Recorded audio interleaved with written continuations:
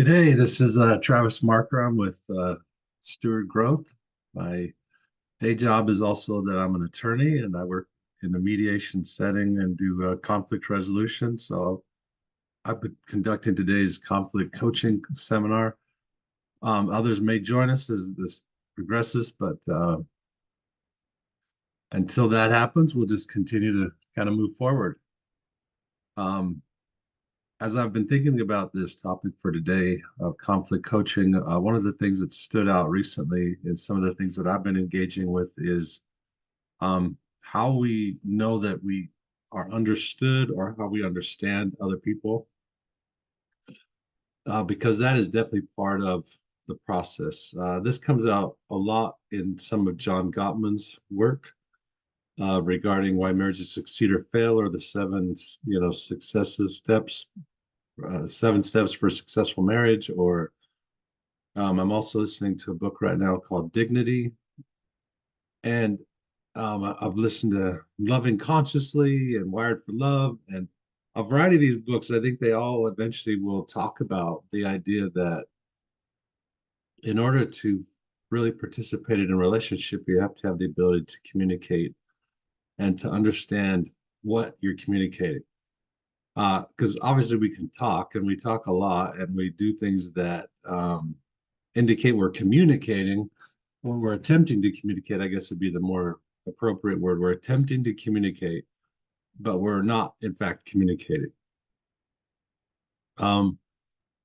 Sometimes this relates to scripts. If you're dealing with a relationship that has a lot of baggage in it, the baggage starts to get in the way of the communication because the baggage starts to preemptively communicate for you. So, like if someone has a long history of saying, um,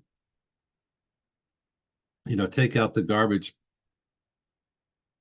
but the garbage is, the question is, what does effectively taking out the garbage mean? What does effectively washing the dishes mean? What does effectively cleaning the kitchen or doing the laundry or providing for the family? Or what's an effective gift? Like when you give a gift, what's a good gift? And there's different criteria in both parties' minds about their previous history with gifts or with laundry or with kitchen or with um, you know uh, doing a thing that says this is what a good gift is.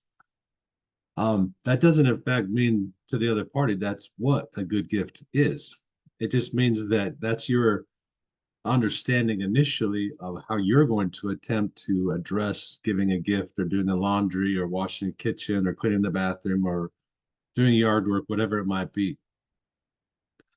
So, um, one of the steps that I found effective in communicating in regards to conflict is doing the restatement.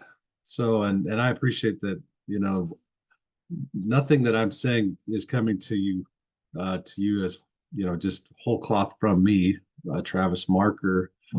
Um, however, I have 20 years of experience in mediation and in the law and masters of law, got my law degree.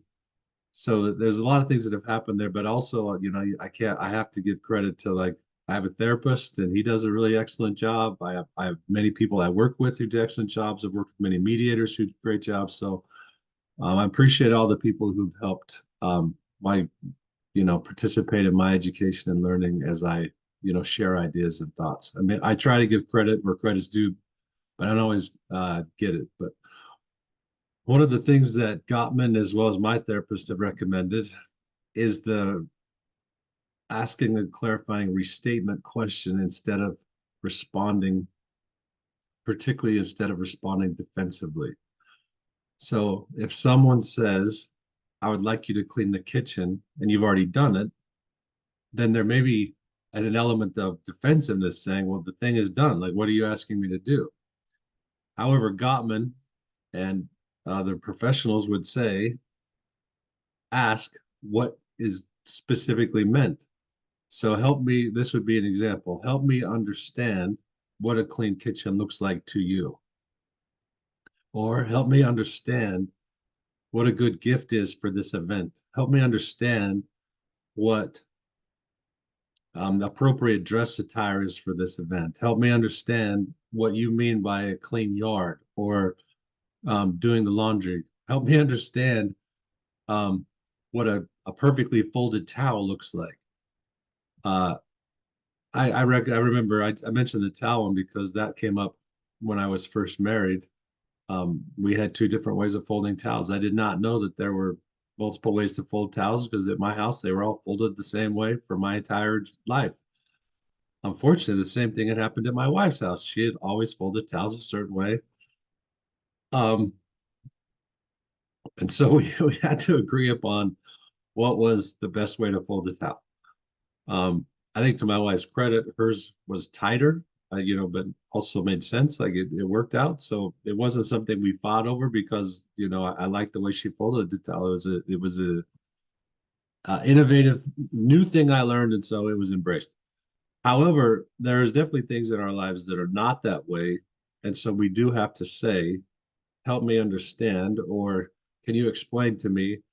And the power in this restatement, rephrasing question is to do so without defensiveness, without any contempt, without any desire to undermine your statement with sarcasm. Because sometimes you can say, all right, help me understand, like, what the hell is wrong with what I just did? Um, Clearly, that is not productive language if we start swearing about, um, what has happened or what we've done or whatever. But if the thing is important enough that it's starting to cause a conflict, it might be relevant to say, if you care about the person, help me understand, and then truly listen with the intent to understand what they're about to tell you. Another thing that John Gottman talks about in the seven um, keys to success, his book, is the idea that if we are not friends with the person that we're talking to, we give them less credit for the things that we're trying to understand from them. So if a husband and wife or a partner or spouse or um, business partners, if you have a situation in which you are in a position of trust with the person, or you like the person, or you're willing to give them credit, um, oftentimes there's less conflict around communication because uh, you are not sandbagging the conversation with distrust or integrity issues, or with concerns, or with just things that have eroded your relationship already. So you have to pay attention to the fact that how important is the conversation that you're about to have, because it's going to be important to someone. Usually you don't talk just because like this thing needs to happen, but you're trying to communicate or understand so that something can get done or something can move forward or a resolution can be reached. When we're talking about things regarding conflict, and we're talking about, in essence, dispute resolution or resolving a thing, resolving an issue or a topic or whatever, the battle is often trying to understand how the thing got out of alignment. So someone will say, when you did the following things, it created in me the following reaction. Now, what's important about that is that, party A's conduct, they are not responsible for party B's reaction.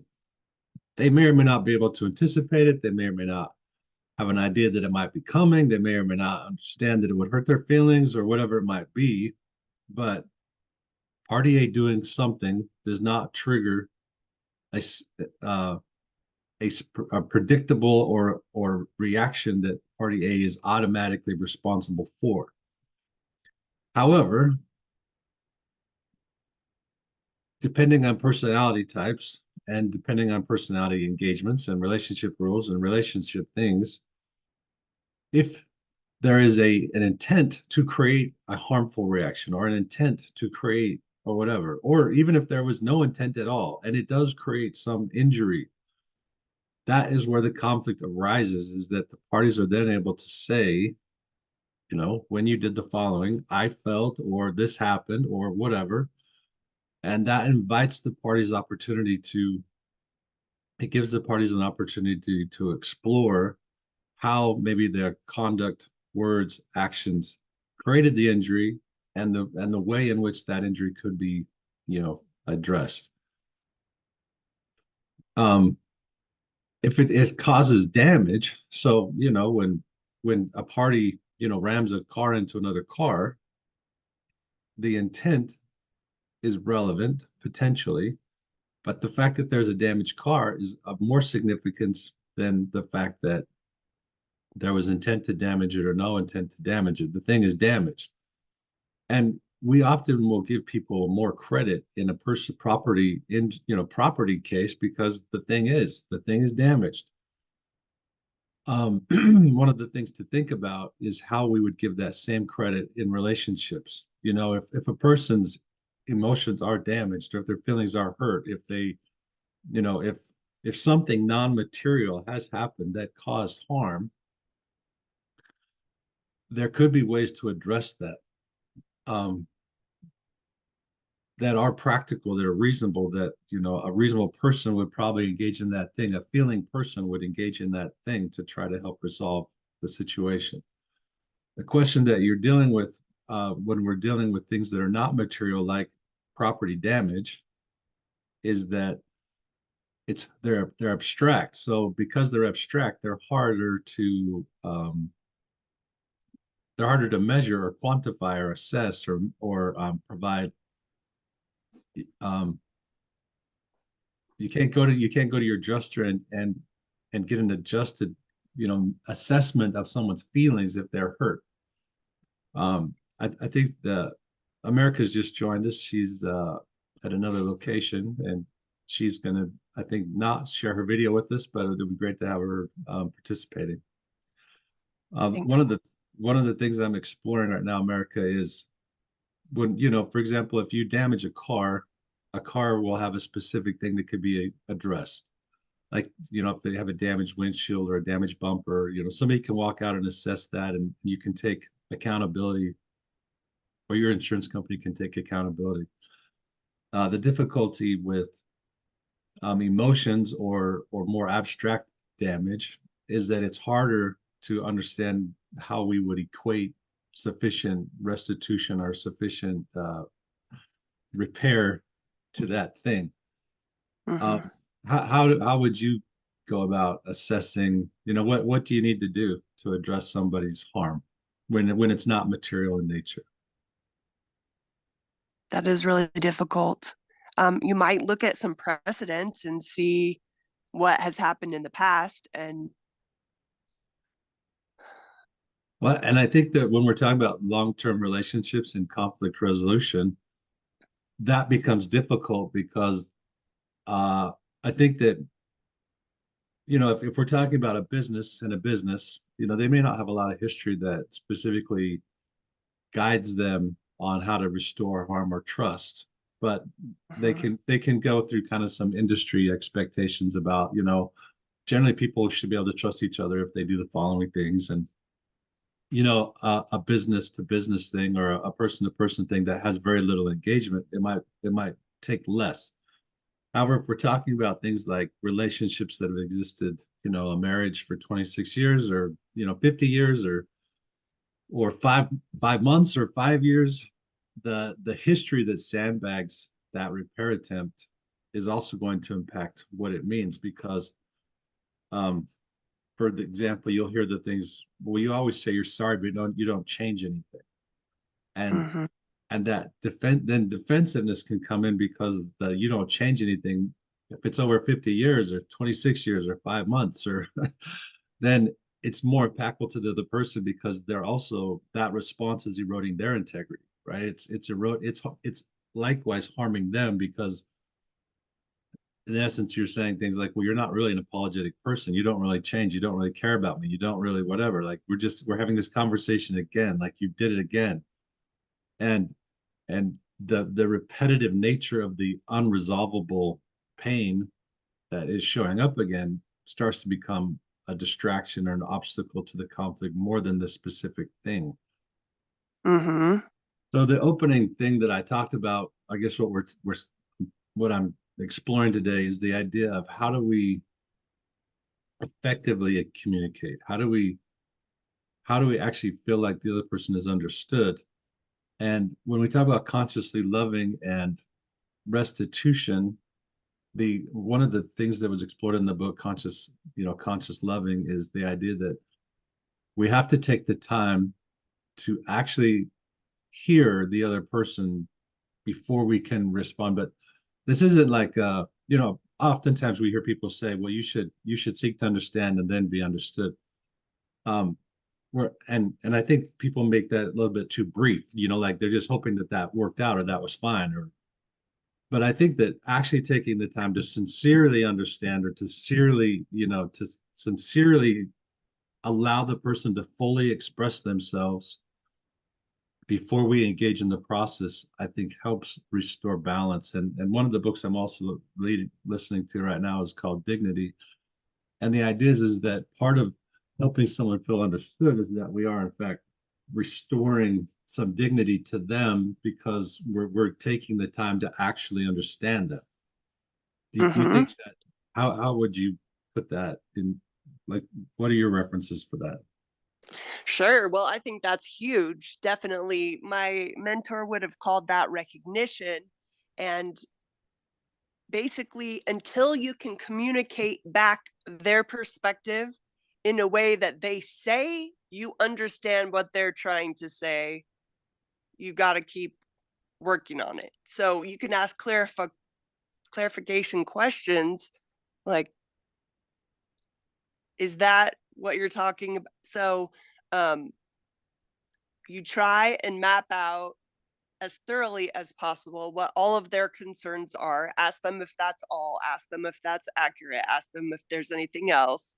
And that feeling of being heard after all of that misunderstanding can be very healing. And at the same time, maybe that conversation is followed by what kinds of things will show you that I'm serious about making positive changes, and then following through and actually doing those behaviors that will restore trust. And then the trust has to be a way of life where you're regularly behaving in caring ways. It's got to be a considerate relationship. And if it's not, you'll continue to have those types of ruptures. There's no way to go around the reality. You're either respecting the person in the relationship or you aren't. You have to be living in a way that demonstrates your appreciation and recognition of them, or it's just pretend. It's just fake. Well, and I think what you're also identifying that I think is important is, if let's say you take the time to say, is that all? Is that what we're talking about? Is this the main issue? Is this what would happen? So in your mind, resolving this dispute would look like this. If you get all that understanding and you are sincere and you are honest about it, that is definitely part of it. But sometimes what people feel is like, if you understand me, you will resolve it, which does is not that isn't automatically true. That isn't a given. Like if someone says, I need to understand why you fired me and I want you to hire me back, like that may or may not be what happens. But just taking the time to understand why you're being fired may have value. But sometimes when people are injured, the other person doesn't have to participate in the remedy Yes. if it's too much, or if it's not something they can actually do, or maybe they don't have control over it, or maybe they whatever. But if party A is injured and party A is expressing a variety of things that would help them feel restored or help them feel balanced, party B, and if they are actually interested in resolving the dispute, can still be civil and kind and authentic about understanding. And then they can also be civil, authentic, and kind of and accountable for what they can actually do or what they will actually do. Like they Right. don't. If party A is completely controlling and wants every aspect of everything to be focused on party A, party B may be harming themselves by trying to make things right for party A.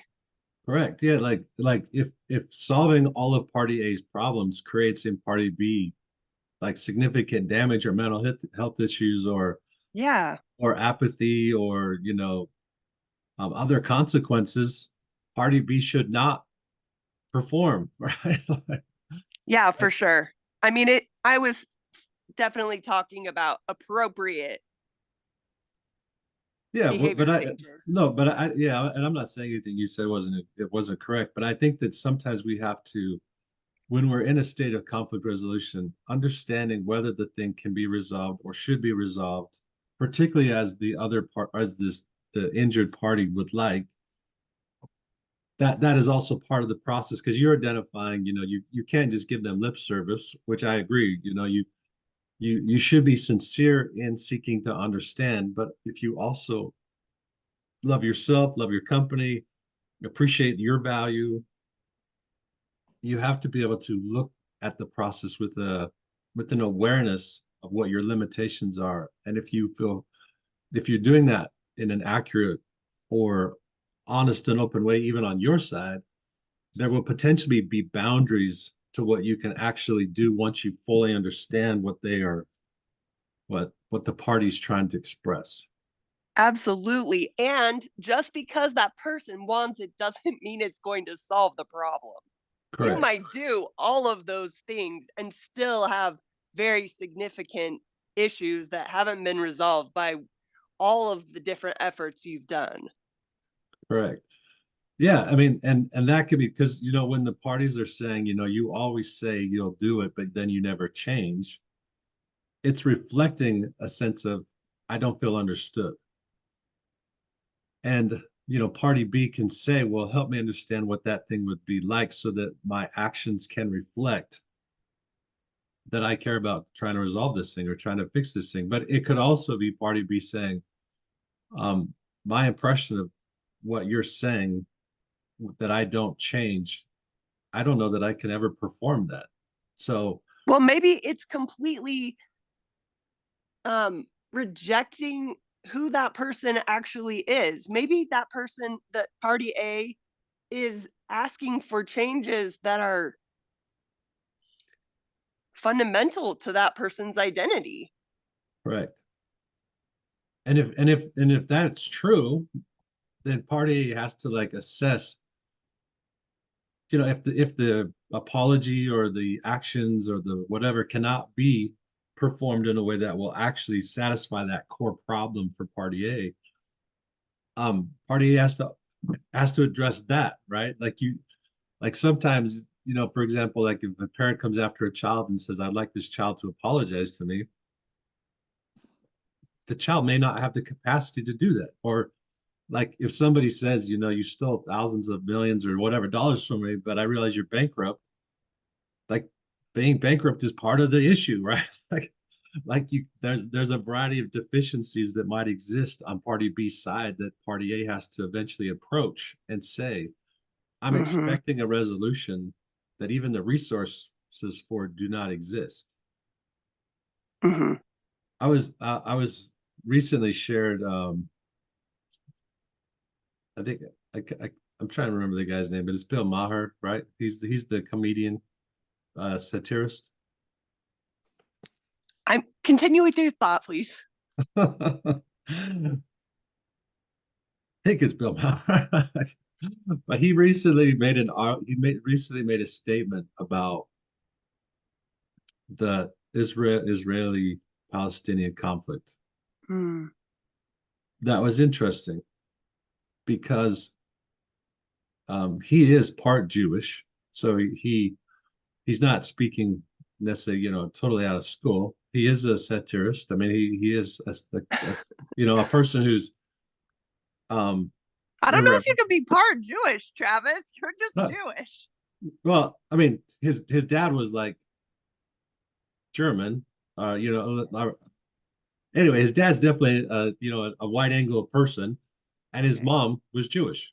Okay. so so Well, your like, mom is the most important person in the Jewish lineage tracking. So, well, I don't anyway, I didn't study fully whether he was raised Jewish or anything of that nature, but his heritage has a Jewish line. So I mean, he is speaking to his um, people, whether he identifies to that or not. Like it wasn't clear that he was necessarily coming up from it from that perspective. But he okay. says historically, if you go through all the negotiations between Israel and the Palestinian state, or the Palestinian people, the PLO, or depending on who it's been and what's happened, he says one of the problems is that the sides have wanted all. So Yep. so particularly in this, like the Palestinians have historically wanted all, and and then conversely, um, the concessions that Israel was supposed to make, were problematic because they didn't give all or they didn't restore all. And when you look at something where somebody says, in order for me to be made whole, I need all, that becomes problematic because all could mean I want, like if somebody's had an affair, how do you restore all? Because there's significant gaps that are permanent. Like you can't say I want you to not have had an affair. I mean, you may feel that way. You may say like, in order for me to feel whole, I need that breach of trust wiped away somehow. Mm-hmm. But it can't be wiped away. Like there was an affair. Like it is a thing. Like you can't say to your tooth like I wish I did not have a cavity. At some point you had a cavity. If you lost an arm or you had cancer or you went bankrupt or you whatever, like that's one of the biggest problems is that in in restoring things, it cannot be restored in a whole state often. Right. And particularly the psychological gap that's become available through that breach, right? Mm-hmm. And I think that fully understanding sometimes might be identifying. I wish I could provide you a whole. I wish that I could. Now that I understand what you're looking for, I wish I could provide that thing. Yes. But because I'm not able to provide that thing, what is it that we could potentially do that would help us restore what we can restore? If it's not Mm-hmm. restorable, how do we walk away in a way that lets you know that I did have that desire, like even though it's not possible, or is there something that we can do even though that thing doesn't exist? Or That's one of the hardest things is when you can't restore it. yeah, well, I think that one of the problems that I've confronted after doing 20 years of marriage, divorces and conflicts, is that oftentimes that is the thing that is happening. And John Gottman explores the idea that most of the time unresolvable issues cannot, in fact, be resolvable because they are ideas. And Mm. so you're not necessarily resolving an idea, you're compromising how you're going to live around the fact that you're not getting your ideal. Yeah. because particularly because it is a thing that is abstract, right? It like if somebody says, "Well, how can I love you? Tell me how I can love you in a way that makes you feel complete." If if you don't, if you just know it's a feeling, no matter how the person performed the actual acts that you think might produce the feeling, if the feeling doesn't show up, it doesn't show up. So Yeah, you that sounds like a really hard situation to be in because it's impossible for you to understand how that process works, yeah, particularly if you're hoping to manifest a feeling in the other person, right? you like you can't say what it you can't how do you describe produce this feeling for Oh, geez. me? Well, But the hopefully you just recognize that's an impossible job. well, even if it's impossible and it's absent, it could be the thing that still does breach the the conflict process, right? Like it still prevents the conflict from being resolved because the person, like party A, would have to say, I don't know how I will feel that feeling again. And so party B has to say, I have no control over that. Like, I mean, that's the honest answer. Like, right? Like I can do what I can do, and maybe that feeling shows up. Um, but for example, I have daughters and they're dating and it's fun and there's lots of positive energy and they'll talk about having butterflies when they kiss their other person. And how would you produce butterflies? So like if the new standard was when you kiss me, I want to feel butterflies, how would you possibly be able to control that? Like what would you like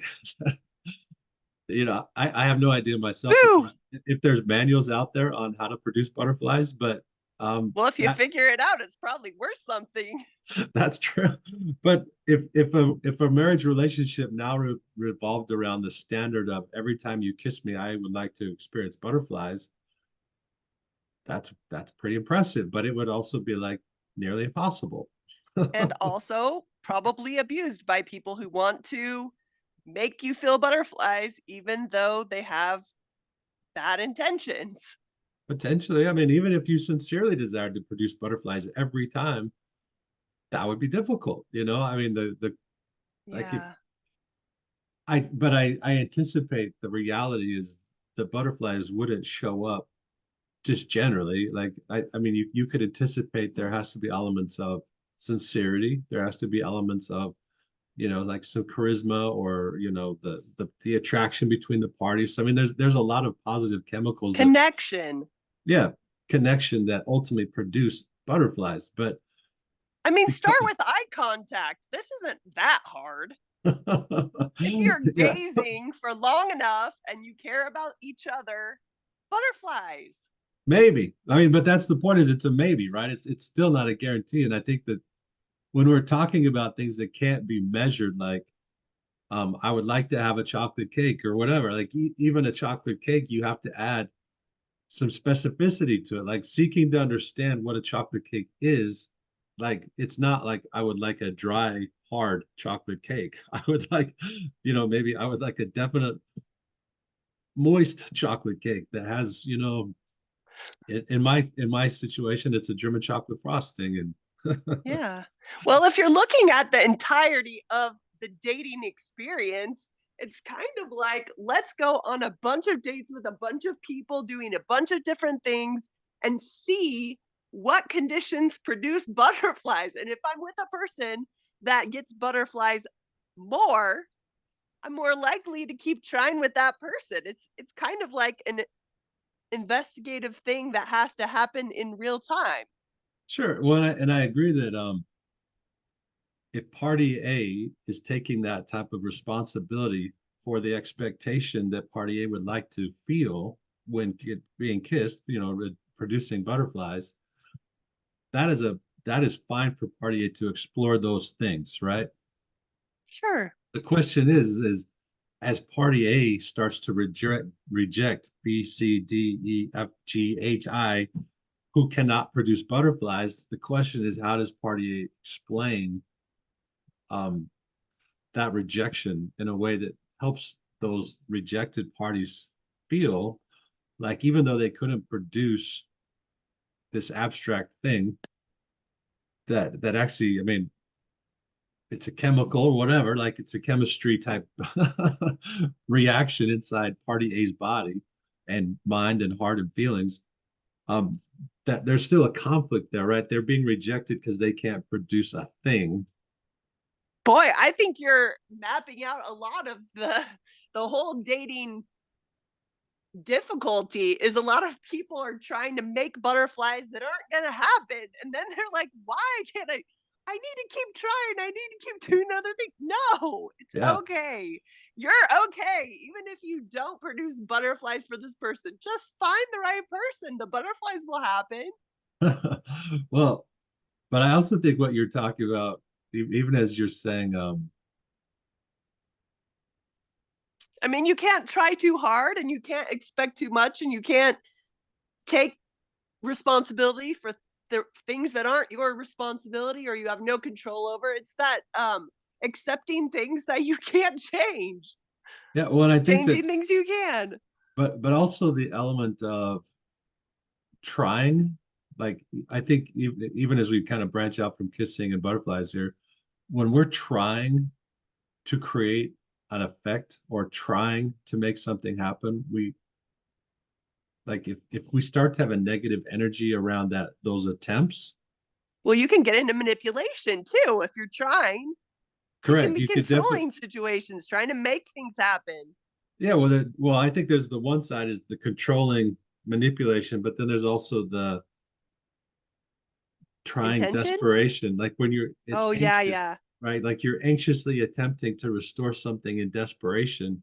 That Yeah. also doesn't work because it's coming from this other side that's unhealthy, that's full of also anxious negative energy, which also means like I don't want that kind of apology either. I don't want those kind of attempts either. Like I would like in essence a healthy person who desires to connect with me to share, and in that sharing, hopefully, because two people are trying to restore the balance, it would work out. It would feel um like Yeah, it's which is why sometimes it's hard for people because they are trying to go through the steps and the motions and the instructions, and they haven't done that deeper work of being the healthy person, having the ability to interact in a healthy way. yeah. And again, like if we're talking about a long, if like depending on the scripts or the baggage inside relationships, it becomes a lot harder because the anxiety or the manipulation and controlling aspects, they can come in and they're infringing upon even sincere attempts because there's history that would say, even if you are being sincere right now, I know that I'm going to pay the price later, or I know that this isn't going to matter later, or, whatever it might be based upon baggage history. Yeah. So I think coming back again to this idea of understanding, what the way I find it very fascinating is I was having uh I get therapeutic assignments from my therapist, and he made the comment, I should be able to be myself around anyone. Like, no matter what's happening, if I'm taking responsibility for myself, I should be able to be myself around anyone. Like, I shouldn't be, um, whatever. Adjusting you. Correct. Yeah, I should be my authentic person around anyone. And then I read um, later that summer, Why Marriages Succeed or Fail by John Gottman. Hmm. And he talks about the four horsemen of the apocalypse. He calls them um, criticism, contempt, defensiveness, and stonewalling. Hmm. And he says stonewalling is the worst because stonewalling no longer participates in the communication, which usually exacerbates the other side because they're hoping that something will happen that will allow for communication. But the stonewaller is like, I'm done, right? Like the stonewaller is quitting, but the stonewaller is not just quitting. The stonewaller is usually going through a variety of physiological responses that could be anger, depression, repression, anxiety, different forms of defensiveness. But generally, the stonewaller is going through a lot of different things because they are not, in fact, communicating. And so the Gottman book said the stonewaller has to have the courage to participate. And I recognized in different situations, I became the stonewaller because I just was tired of hearing it or whatever, like you just get fatigue. You get, relationship fatigue or conflict fatigue or trauma fatigue. And that's often why the person is shutting down, is that they're no longer able to participate. They're having a stress response to the conflict. Mm-hmm. And so, um, kind of matching a lot of different things, I found asking reflective questions the most advantageous thing that you could possibly do. And for me, it was for a couple of reasons. One, it helped me actually participate. So I didn't have to care about what was being said. I just had to understand what was being said. And Okay. so it allowed me to say, so what you're saying is, or if I understand what you just said, this is what I heard. Yeah. And and what's also clever about it is that as you think about what the person is in fact saying, you can shape your reflective questions to be what you are in fact hearing. So when someone says, you don't take out the garbage, you don't have to say, so you feel like I don't take out the garbage. You can say the thing that you actually feel like. You feel like I'm lazy and I don't take out the garbage. And then the person can say, I didn't say lazy, but you can say, well, because we have in fact had this conversation before many, many times, what you're communicating to me by saying this again is you feel that I'm lazy. Is that part of this conversation? So it's one of those things that you can start to parse your reflective questions to actually say what you feel is being said, right? Like you don't because sometimes we'll say like, well, I just asked you to take out the garbage. You're like, well, was that what you were saying? Like, what? Because what I'm understanding, because it's come up before, is that there's additional things that are part of that question. Am I Mm-hmm. understanding that? And and what you're ultimately doing, because you're not really, again, you're not a person who's asking reflective questionings, may be evidencing their defensiveness in the reflective question, but they're also still saying, are you confirming my bias that I just reflected in my defensiveness? Or is there something else that you could share with me that would help me take away the defensive bias that I have because I'm triggered right now by what is happening? And sometimes, Reflective questions are a very key skill. And I think it would help a lot of us to learn that skill. Why do you think people haven't picked that up as a really key validating conflict resolution strategy? I just don't think it's, I mean, even as John Gottman has identified, it's not natural. Like our natural inclination is to be defensive, to justify our position, to say like then you're misunderstanding me. And the person's like, well, I'm just identifying something, like this is where we're at. Like, how would you like me to address it? But because they're not having a constructive conversation about the conflict, there isn't a there isn't a desire to understand because of the breach of trust or the breach of history Mm. or the whatever. They're just saying back off, like we're just in conflict, rather than saying, if I want to truly end this conflict, or if I want to get out of this situation in reality, I probably need to spend the time and the effort to fully understand why it keeps coming up. And that's why the reflective questions become so important, is because they help get to the core um, concern that is behind this thing. Yeah, my mentor is was a high conflict divorce mediator, and he would say that the reason people are getting divorced is because they have all of these conflicts that they can't resolve. And if they learn how to resolve the conflicts, they don't have to get divorced. They might still want to, but part of the reason they're ending it is because they're unable to resolve so many heavy things that they're just carrying around without any kind of end in sight.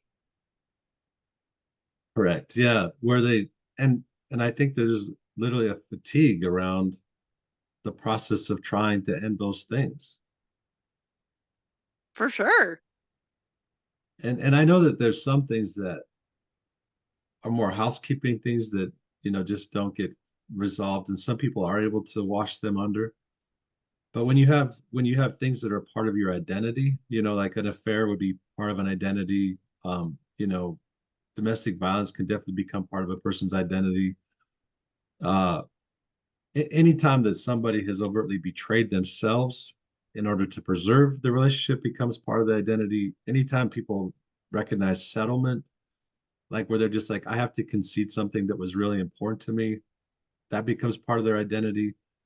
And it seems like the longer a relationship exists, there's going to be points in time where those concessions that are like soul beaters.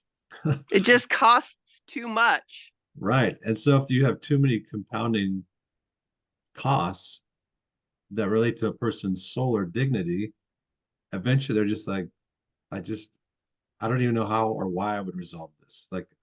It, like if it's going to cost me again to bring peace to this situation, why would we do this? Mm-hmm. However, though, that's part of the seeking to understand, right? So at some point, if party B says, I, I feel like party A, you always have these abstract things that I'm attempting to resolve, and they always cost me to resolve them, particularly because I don't understand them. At some point, I have to walk away because I'm tired of resolving things I can't understand. Just so that you'll feel better about whatever else is going on. So maybe party A, help me understand the core thing that keeps causing these things to arise, because it's costing me too much for this thing to happen. Mm-hmm. But I know that having the insight, to actually explore those conversations with people, particularly if it's not, if there isn't some of the trust or even like maybe the healthy conflict resolution dynamics in the relationship, it's sometimes that's ideal to hope that people can process this much. But I'm just, I guess, coming from this seminar, this idea that we're sharing today, the idea is, if you do slow down and you're taking the time to truly seek to understand through reflective questioning, through whatever your process might be, there is a quality of understanding that does eventually come out of that, even if it takes lots and lots of conversations to work on it or to explore it or to engage in it. um, it isn't a casual passe thing to say seek to understand first before you communicate. It's actually fairly critical, particularly like depending on the chronic nature of your conflict even if it's just a brand new conflict, like seeking to understand how you got there, seeking to understand what's going on, definitely improves the likelihood that you'll reach some form of an outcome, even if it's a walkaway outcome that makes sense for the parties. Yeah, the smaller you can address something before it gets huge and you've had lots of issues with it, the better. If you can identify any little thing and fix it completely, what a gift. Yeah. Well, and I think particularly to yourself, that's like, because sometimes like I've been just amazed that when I found or find that I've had a conversation where there was conflict and I was able to spend the time just understanding how we got there, or just understanding the person, even if I didn't get anything I needed out of it, sometimes just feeling that I actually understood the other party helped me in so many ways, particularly because I was able to consciously decide if I wanted to play ball anymore, or to do it or maybe I understood it was actually more exciting than I thought, because I could now fully understand the person's perspective in regards to the injury, but also their vision of what was supposed to happen, and taking that time to be on the same page, at least as to the understanding, was fairly critical. Well, I would say your capacity to stay in it and try and figure out someone's perspective is higher than most people, men and women. One, some of that is because I'm a mediator, and I actually I have a, After putting all of that work into learning how to do it, for sure. yeah, well, and I think that I remember even in undergraduate school when I saw dispute resolution at Willamette University, I just remember having like a direct connection to that idea. Like I didn't care what anything else was. I really enjoyed the idea of being able to understand the mechanics of resolving a dispute. Mm-hmm. I've also learned a lot about myself, in 20 plus years of doing mediation that relate to maybe why I have that inclination or propensity. Um, but one of the things that I have found tremendously rewarding is if you stay in the process, it's amazing what you can actually find about the mechanics of human people, their feelings, emotions, etc., but also just the procedures and dynamics of kind of like the human experience. I remember one of the best things that I was ever told was I was doing small claims training in Oregon, and I was doing Mm-hmm. it in two different courts. So one was a community-based program in near Corvallis. It was called Lynn Benton. Mm-hmm. And then I was also in the Marion County in the courthouse. In the courthouse, they had a caucus model because the I don't exactly know why they had a caucus model, but basically the parties never were in the same room with each other, or if they were, it was Mm-hmm. just not very often. Where the Lynn Benton model, they did not encourage people to go into caucus. Mm-hmm. In the Marion County model, I was approved as a mediator very quickly um, because you did have so many private conversations that help people get their stuff done. I was not approved in the Lynn Benton model for a long time. And I said, like, what's going on? Like, why, like, how do I not get approved here? Like, what's going on? Because I was still getting disputes, but the lady, she finally said, why can't you let people just be in conflict in the same room? And I thought, I don't know. Like, is that what we do? Like I thought we just try to get a result. Like, isn't the goal just to get it resolved? Like, get them in separate rooms to get the thing resolved. And she says, "Why don't you just let them sit in the same room?" I was like, "Okay." So I remember having to have faith in the process of just keeping the environment civil Yes. because that would allow people to stay in the same room. And so when I changed my perspective from my agenda to resolve their dispute, Mm-hmm. to creating the environment that would help them stay in the same room, it was actually astonishing because there became this point where the parties, because of the way I was reflecting their understandings of each other, they turned to each other and they no longer needed me and they resolved their disputes.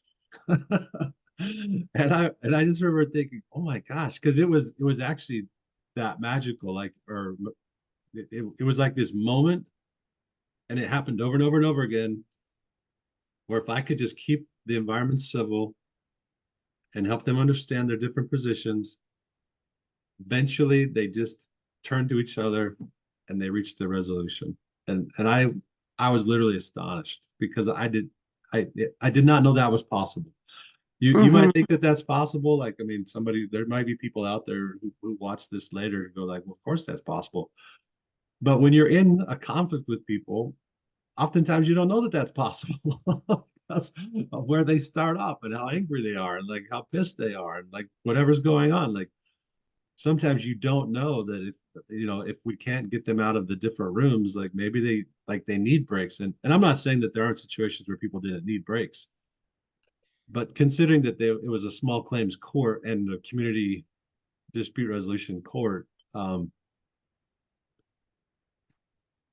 they were not of the nature that in those situations that people couldn't eventually talk about the thing, right?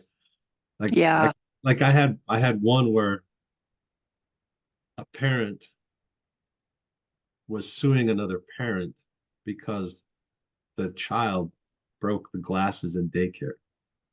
But the parent with the broken glasses was not suing the daycare for failure to supervise. They were suing the other parent because that's just who they sued, right? How expensive were those glasses? Yikes. Well, they were prescriptions, so and I think that they were, they were something. And they were definitely enough for the one parent to file the small claims action. But I remember when the one of the parents of the child who broke the glasses was a real estate, I mean, was a stockbroker, Mm. and he just said in complete frustration, "I don't want to understand you. I make more than this whole thing in an hour. Here's your money," and he just threw it at him, and then he left. And I thought, um, that's also interesting, right? because and because the one, like the party who was injured didn't go after the daycare because it was personal against this other parent for whatever reasons, and it might have been financial, right? Right. And I just thought, this is an interesting dynamic because I wasn't able to educate anybody because the daycare was the responsible party. Like they would have been the responsible party because it did happen during their thing, right? Like it is a fair to supervise. Like that's what they're paid for. And that's what the stockbroker identified is he's like, I pay the daycare to make sure my kid doesn't break glasses. Yeah. but but that was also not relevant either because even the cost to fix the whole process was also problematic for the stockbroker because taking the time to understand this other person was costing him more money than it needed, like, so there was all these different dynamics, but I kept him in the same room, and I mean, that's what happened. The guy throws the money at him, and he's just like, basically, screw you. And I still thought to myself that there was definitely some, like, party A, the parent with the injured glasses didn't get what he wanted because he didn't want just the money. Like you could tell that it wasn't just about the money. Um, but I just remember thinking, this is an interesting process, the process of resolving disputes and understanding all the dynamics connected to that. Can I Uh, bring up? I would like to talk for a second about being agreeable because I think that sometimes people let things slide for way too long. And it's easy for some of us who like to keep the peace and who like to avoid the conflict to just say, I'm willing to let this slide and this slide and this slide. And then you get into a situation where there's all the resentment because the things haven't been brought up. yeah, I'm. I think I've learned to be highly against agreeableness for the sake of agreeableness. Like as soon as people are just like, whatever, just like, I just want you to not be upset anymore, or I just want this to go away. I'm really against that. Like Mm-hmm. I think that people have to be able to participate so that they, like, if you do a cost benefit analysis and you're just like, I just don't want to spend the time on this. I'm not saying that's problematic, but in relationships that matter or they're going to have a long-term effect, I think agreeableness over time will erode the relationship because the agreeable person is usually repressing feelings that definitely should be expressed Right. and or walking away from concerns that definitely should be expressed. It's a form of invalidating yourself, is Correct. how Yeah. I've come to see it. Instead of just, even if you're doing it from a place of giving, the accumulation of it over time, if everything, always just goes the other person's way, you feel like you're losing yourself. Absolutely. I totally agree. I think it's a great one to end on. Like, I think that you also have to understand yourself in the process. Like, and you can't seeking to understand also means seeking to understand yourself and the way you're engaging. But the process in which that happens is tremendously valuable. So I think today's been a fun conversation. I'm grateful that America was able to join us and we were able to continue to have our conversation. These programs are put on YouTube, so you can watch them later. We also look for conversations and comments if people have any suggestions about topics we could cover. You are welcome to join. This is an open podcast, Zoom session. So anybody's welcome to join us if you have an inclination later. And you can find those dates on our website at stewardgrowth.com. All right. Thank you so much. Thanks.